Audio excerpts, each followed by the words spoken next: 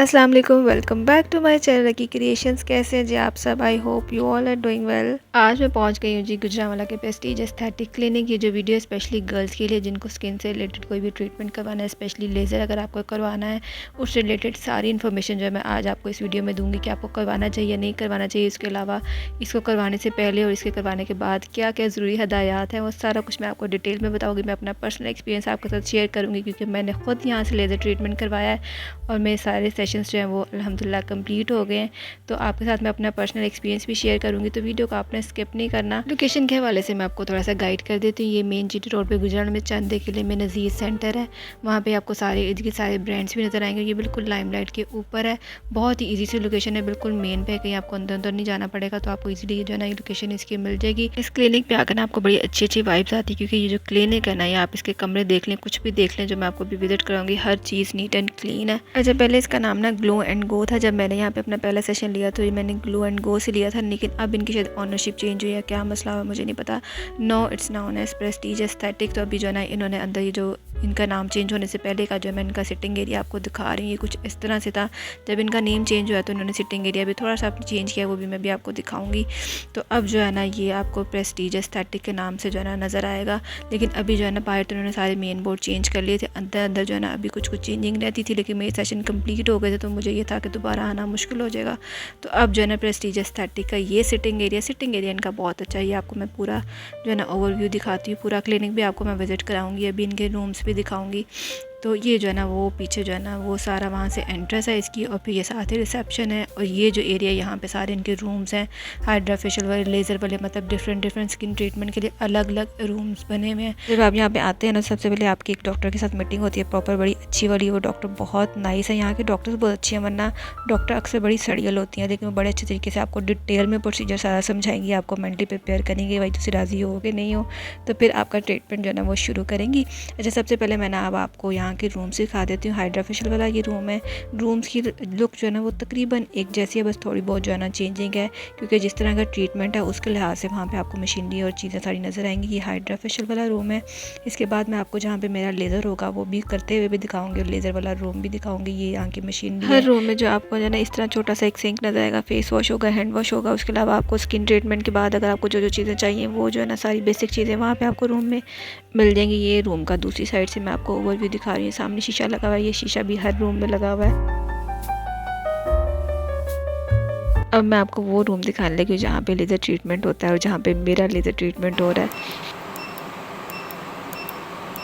चलते हैं जी लेज़र वाले रूम में, जहाँ पे मेरा लेज़र ट्रीटमेंट होगा। मैं आपको दिखाऊंगी कंप्लीट प्रोसीजर किस तरह से होता है। यहाँ पे जो ना तैयारी शैयारी चल रही है मेरे लेज़र के लिए, तो मतलब थोड़ा सा आइडिया हो जाएगा आपको भी कि कितनी को दर्द होती है, बेरेबल होती है नहीं होती। क्योंकि जब मैंने भी फर्स्ट टाइम करवाना था तो मैं भी जो ना मेरा दिल भी थोड़ा सा धक धक कर था कि पता नहीं कितने को दर्द होगी, क्या प्रोसीजर होता है क्या नहीं। तो आपको मैं थोड़ा बहुत दिखा देती हूँ कि क्या प्रोसीजर इसका होता है। आज जो है मैं बहन को साथ लेकर आई हूँ ताकि वो आपके लिए वीडियो रिकॉर्ड कर सके। लेज़र ट्रीटमेंट स्टार्ट करने से पहले ही आपको ग्लासेस देंगी ताकि आपकी आंखों में कोई भी लेज़र की रेज़ वगैरह ना जाए। उसके बाद ये जेल लगाएंगी जहाँ से भी आपने लेज़र करवाना है। मैंने सिर्फ अपर लिप एरिया और चिन एरिया से करवाया था। तो वो लगाने के बाद जी लेज़र का ट्रीटमेंट जो स्टार्ट हो जाएगा। एक मशीन सी होती है, उसके साथ जो है ना मतलब आप समझ लें कि इतनी सी हल्की सी इतनी पेन होती है कि बंदा बर्दाश्त कर लेता है, लेकिन वो आपसे पूछ लेती हैं कि आपसे बर्दाश्त हो रही है या नहीं हो रही। वो फिर उसको थोड़ा सा स्लो भी कर देते हैं, अगर आप बर्दाश्त हो रही तो वो थोड़ा सा हाई भी कर देती हैं। तो वो आपसे पूरा पूछ के फिर ये ट्रीटमेंट स्टार्ट करेंगी। लेज़र के बाद जी आपको ये एक क्रीम सी देंगी, वो आपने लगानी है। अगर आप दिन के टाइम जा रहे हैं तो आपको साथ सन ब्लॉक भी देंगी, वो आपने फ़ौरन लगा लेनी है। तो यहाँ पे जी मेरे चारों के चारों सेशन जो है ना आज हो गए कंप्लीट। मुझे था कि जब चारों सेशन कंप्लीट हों तब मैं आपके साथ अपना प्रॉपर पूरा रिव्यू जो है ना वो शेयर करूँ। लेज़र की जो दर्द है ना वो इतनी सी होती है, मैं आपको थोड़ा सा आइडिया दे देती हूँ ताकि आपको पता चल जाए कितनी को दर्द होनी है। जैसे कोई बाल प्लग करता है ना, जैसे हम ट्वीज़र के साथ बाल प्लग करते हैं, तो वो उस तरह वाली चीज़ होती है। वो आपको हल्की सी चुभन होती है। उसके बाद उनकी मशीनरी में कोई इस तरह का इफेक्ट्स होते हैं कि वो हीटिंग के साथ साथ बिल्कुल ही बाल जब आपके वो प्लग हो रहे होते हैं ना, उसके साथ साथ ही वो आपको कूलिंग इफेक्ट दे देता है। वो दोनों चीज़ें मिक्स होकर उस तरह से दर्द फील नहीं होती। थोड़ी बहुत दर्द होती है तो वो आपने बर्दाश्त कर लें। जब फैशन करना था फिर थोड़ी दर्द भी बर्दाश्त कर लो। अब जी वक्त हो जाता है ज़रूरी हदायत का, तो आपको मैं डिटेल में वो भी सारी चीज़ें बता देती हूँ। लेज़र करवाने से पहले जी आपने कोशिश करनी है कि आपने 4 वीक्स पहले वैक्सिंग, थ्रेडिंग या जो भी आपने करवाना है ना, वो आप 4 वीक्स पहले करवा लें, कोशिश करें। उसके बीच में आपने जो है ना कोई भी स्किन के साथ छेड़ाछाड़ी नहीं करनी जब आपने लेज़र ट्रीटमेंट करवाना है। उसके बाद जिस दिन आपने लेज़र करवाने जाना है, आपने ये टिंकल लेज़र्स होते हैं, इनको अगर आपके हल्के हल्के बाल आए हुए हैं तो जहाँ से भी आपने लेज़र करवाना है वहाँ से आप इसको टिंकल लेज़र के साथ बालों को रिमूव करके जाएँ। अगर आप नहीं भी करेंगे तो टेंशन वाली बात नहीं है, वो लेज़र करने से पहले उनके पास होते हैं रेज़र्स, वो उसके साथ जो है ना बाल उतार देती है। लेकिन आई मीन टाइम ज़ाया होता है, तो आप घर से टिंकल रेज़र आपने यूज़ करना, कोई और यूज़ नहीं करना, क्योंकि ये फेस के लिए होते हैं। तो टिंकल रेज़र्स के साथ जो है ना आपने जो बाल आपके आए होंगे वो आपने रिमूव करके जाना है। हेयर रिमूव करने से पहले आपने जो है ना ये एलोवेरा जेल जो है ना उस एरिया में लगा लेनी है, ताकि आपकी स्किन जो है वो थोड़ी सी वेट हो जाए। बिल्कुल ड्राई स्किन पे जो है ना रेज़र्स नहीं यूज़ करते, क्योंकि फिर आपकी स्किन जो है ना वहाँ से डैमेज हो जाती है। तो आप कोई भी एसेंशियल ऑयल लगा लें या कुछ भी जो आपको सूट करता है, या एलोवेरा जेल तो बेस्ट है, वो आप लगा के हल्की से उसके बाद जो है ना आपने टिंकल लेज़र यूज़ करना है। उसके बाद जब आपको मैं बता देती हूँ कि लेज़र के बाद जो है ना जो आपको ज़रूरी हदायत बताएंगी वो मैं आपको बता देती हूँ। लेज़र कराने के फ़ौरन बाद वो आपको एक क्रीम देंगी, वो आपने यूज़ करनी है। वो आपको इसका नाम भी बता देंगे, फ्यूडिक है, और एक और भी इसका नाम है, लेकिन मुझे वो नहीं मिली थी तो उसका अल्टरनेट उन्होंने मुझे ये दे दिया था। तो आप भी जब मेडिकल स्टोर वाले के पास जाएंगे तो वो आपको अगर ये नहीं होगी तो उसका अल्टरनेट कोई और दे देंगे।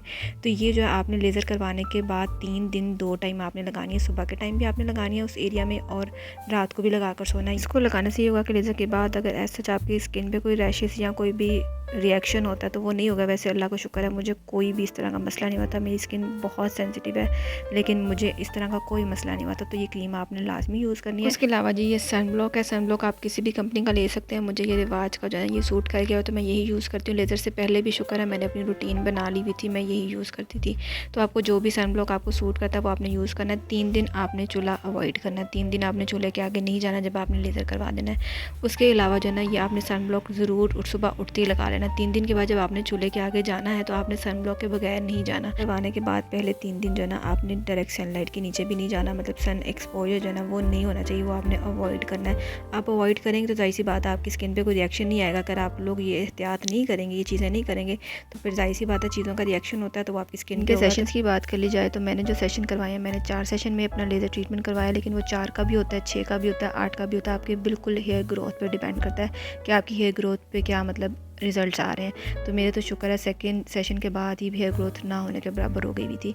तो हर सेशन के बीच में 21 डेज़ का गैप होता है। 21 डेज़ के बाद ही आपको नेक्स्ट सेशन के लिए बुलाते हैं, तो वो आपकी हेयर ग्रोथ पे डिपेंड करता है। वैसे आप स्टार्टिंग में 4 वाला ही करवाएं, 4 के बाद अगर आपको लग रहा है कि आपको भी और ज़रूरत है तो आप 2 और करवा लें, वो बाद में भी करवा सकते हैं। मैं अपने एक्सपीरियंस की बात करूँ तो मेरा एक्सपीरियंस इनके साथ बहुत अच्छा गया है। प्रेस्टीज एस्थेटिक के साथ मैं कोई और क्लिनिक रिकमेंड नहीं करूँगी क्योंकि मेरा उनके साथ कोई एक्सपीरियंस नहीं है। मेरी तरफ से जो रिकमेंडेड है, अगर आपकी शादी होने वाली तो आप ये लेज़र ट्रीटमेंट ज़रूर करवा लें। स्यापा मुकाएं, शादी के बाद हर रोज़ वैक्सिंग करते फिरेंगे तो उससे बेहतर है बंदा लेज़र करवा ले। लेज़र को रिकमेंड करने का हरगिज़ मतलब ये नहीं कि आप घर में रफड़ डाल के बैठ जाएं अपनी शादी पे कि शादी की सारी चीज़ें भी और हमें लेज़र भी करवा के दें। आई नो ये थोड़ा सा मुश्किल होता है, तो फिर कहीं ना कहीं कंप्रोमाइज़ करना पड़ता है ना, तो तुम 2 जोड़े कट बनवा लो तो लेज़र करवा लो।